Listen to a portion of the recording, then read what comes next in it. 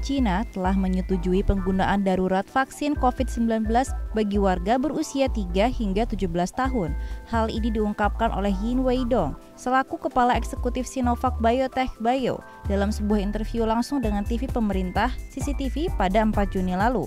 Menurut kantor berita Xinhua, China telah memberikan lebih dari 700 juta dosis vaksin baru secara massal sejak 3 Juni. Namun upaya vaksinasi ini baru terbuka bagi mereka yang berusia 18 tahun ke atas. Yin mengatakan, anak di bawah umur memiliki prioritas lebih rendah untuk vaksinasi dibandingkan orang tua yang menghadapi resiko gejala parah yang lebih tinggi setelah infeksi. Sinovac telah melakukan studi klinis pada populasi kecil yang dimulai pada awal tahun ini dengan uji klinis fase pertama dan kedua selesai, kata Yin, seperti yang dikutip dari South China Morning Post. Hasil awal uji klinis dari ratusan kasus menunjukkan setelah vaksinasi, kelompok peserta berusia 3 hingga 17 tahun sama amannya dengan kelompok dewasa berusia 18 tahun, menurut Yin. Kelompok orang yang lebih muda umumnya dianggap menderita gejala yang lebih ringan jika terinfeksi COVID-19. Produsen obat Sinopharm yang memiliki 2 suntikan menggunakan teknologi serupa dengan produk Sinovac juga mengirimkan data untuk izin pada kelompok yang lebih muda. Vaksin dari CanSino Biologics mengadopsi teknik yang berbeda, telah memasuki uji coba tahap kedua yang melibatkan peserta berusia antara 6 dan 17 tahun. Sinovac juga telah menyelesaikan uji klinis fase 2 di mana peserta disuntik dengan dosis booster ketiga setelah menyelesaikan 2 suntikan reguler, kata Yin. Peserta melihat peningkatan 10 kali lipat tingkat antibodi dibandingkan dengan tingkat sebelumnya dalam seminggu dan 20 kali lipat dalam setengah bulan, kata Yin.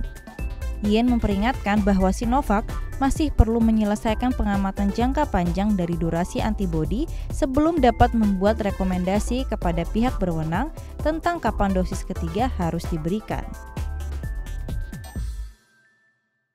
Apa persamaan Bahrain dan negara kepulauan Seychelles di Samudra Hindia?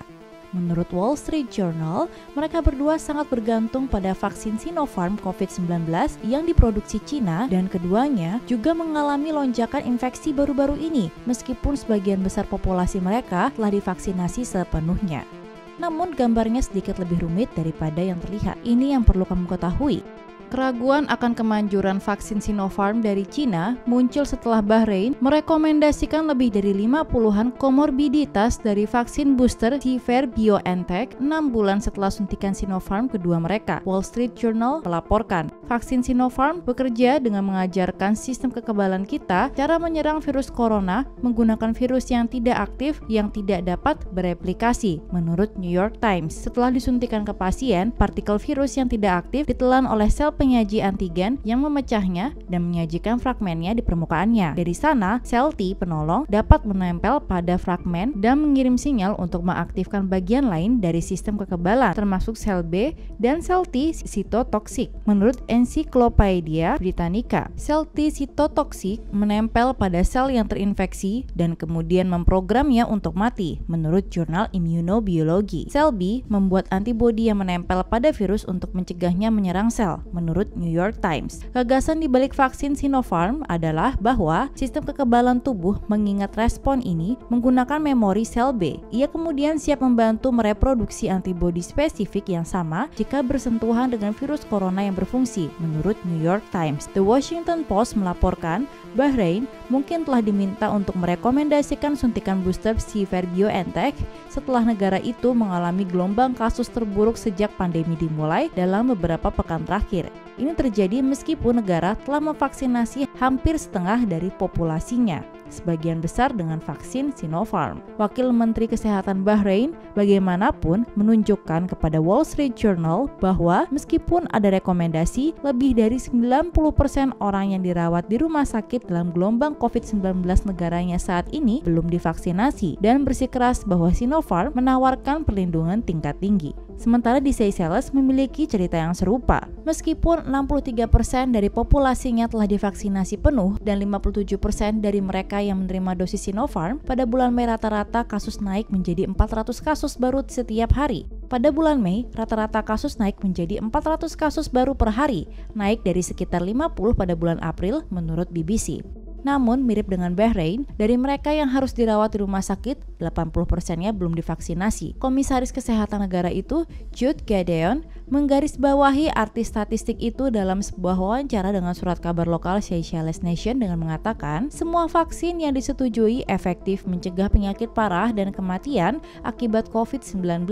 Kami tahu dari pengalaman nasional dan melaporkan bahwa mereka kurang efektif dalam mencegah penularan. Jadi, setidaknya salah satu efek yang mungkin kita lihat di sini adalah vaksin Sinopharm mencegah berkembangnya penyakit serius, tapi tidak mencegah penyebaran virus corona. Namun masih ada keraguan yang lebih eksplisit tentang kemajuran vaksin. Menurut BBC, Kepala Pusat Pengendalian dan Pencegahan Penyakit Cina, George Gao, muncul untuk mengatasi masalah ini ketika ia berkata, "Kami akan memecahkan masalah bahwa vaksin saat ini tidak memiliki tingkat perlindungan yang sangat tinggi," dalam konferensi pers yang dilaporkan oleh Associated Press pada bulan April. Terlebih lagi, menurut Wall Street Journal, sebuah studi Sinopharm di Serbia yang tidak dipublikasikan menemukan bahwa 29% dari 150 peserta tidak memiliki antibodi terhadap virus 3 bulan setelah mereka menerima yang pertama dari 2 suntikan. Olgica Jurkovic-Jakovic, dokter yang memimpin penelitian di University of Belgrade, mengatakan kepada Wall Street Journal secara langsung, vaksin Sinopharm tidak cukup imunogenik dan tampaknya dampaknya sangat rendah pada penerima yang berusia lanjut. Untuk bagiannya, penilaian WHO terhadap vaksin berdasarkan data uji coba multinegara dari puluhan ribu orang adalah bahwa vaksin itu 79% efektif terhadap infeksi SARS-CoV-2 yang bergejala 14 hari atau lebih setelah dosis kedua, dan kemanjuran vaksin terhadap rawat inap adalah 79%.